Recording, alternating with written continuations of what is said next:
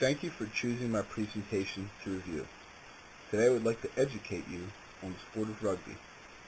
This is a wonderful sport that I feel is underappreciated, and by the end of the presentation you'll be educated enough to enjoy the pleasures of watching rugby.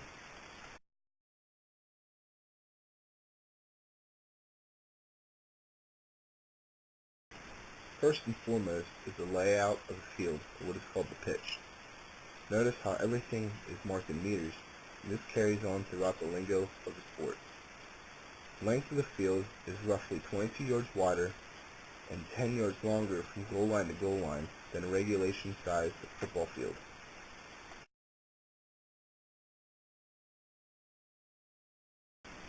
The main rule of the game is that the ball has to be passed backwards in order to be advanced down the field.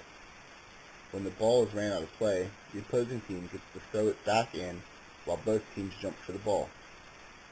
The biggest personal rule is to protect yourself once tackled.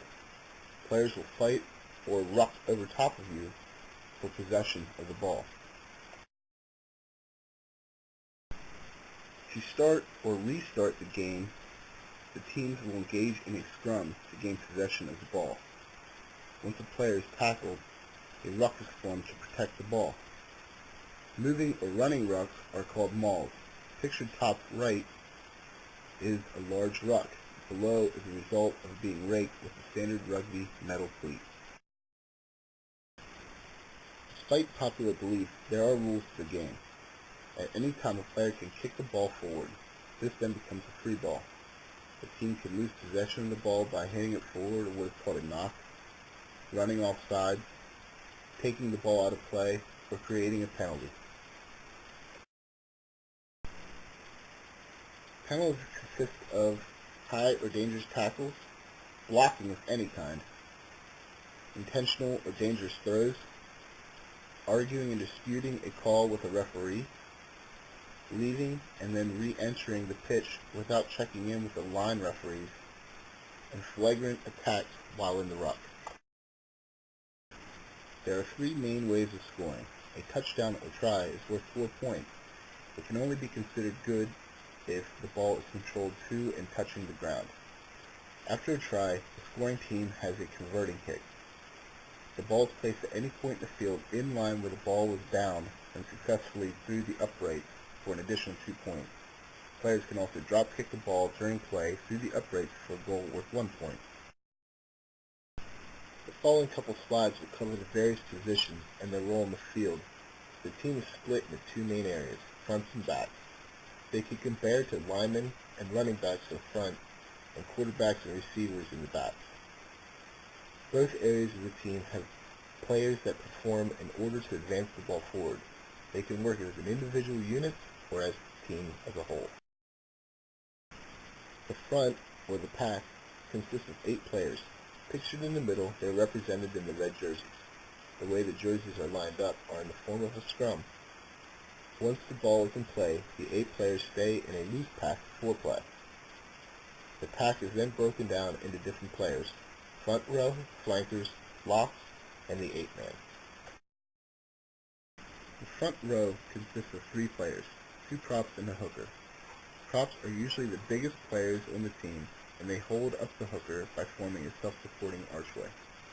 The hooker is usually shorter than the props and has the privilege of fighting with the opposing hooker for the ball when it is rolled into the middle of the scrum. In throw-in, props typically lift while hookers throw the ball in. Locks are usually one of the tallest players of the 15. Their purpose in the scrum is to lock together and then lock in between the hooker and the props. These players have incredible leg, neck, and shoulder muscles to act as the main stability in the scrum. During throw-in, the locks are usually lifted by the props in order to gain possession of the ball.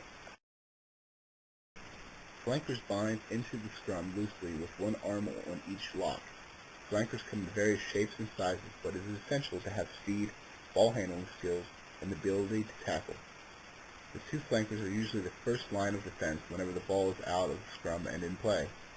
During play, the flankers are usually the players that perform the equivalent of the running back in football.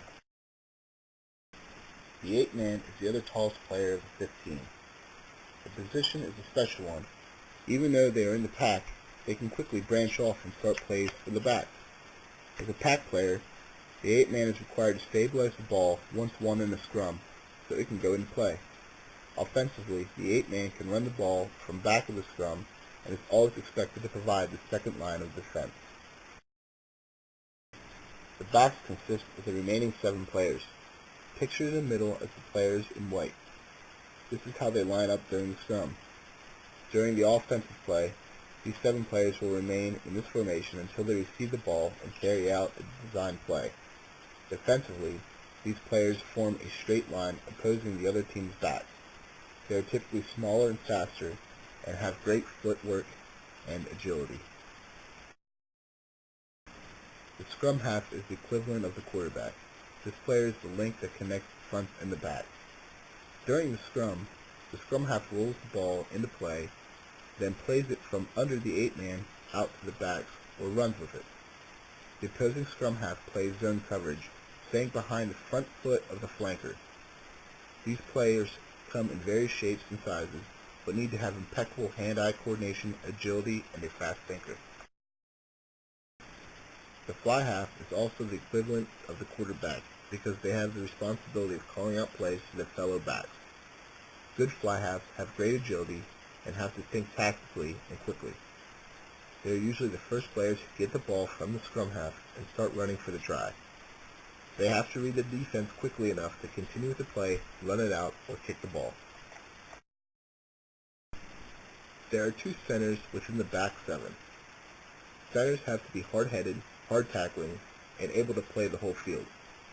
They need to be big enough to help support the pack if in a bind, but fast enough to keep up with the wingers when needed. The position can be compared to the tight end. There are 2 wingers, a left and a right. Speed is the name of the game and can be compared to the wide receivers. Depending on how well the play pans out depends if they get the ball or not, but when they do, it's go time. Wingers are usually the smallest in the field, but are relied heavily on crashing back inside to help support the centers when they get tackled, forming a ruck. Fullbacks are much like safeties in the fact that they have to be able to understand and read the game at all times. Left in no man's land, but considered the last line of defense, the fullback has no choice but to tackle well and ready to support wingers at any cost. They may see the ball passed to them on occasion, but get the most action returning kicks. Lastly, the best part about rugby is the tradition. Clubs start at the youngest age, branching out to both genders, to various countries, and at one time was an Olympic sport. Popular teams such as New Zealand's All Blacks, bottom right, perform pre-match rituals as a scare tactic, and all teams unite as one at the end.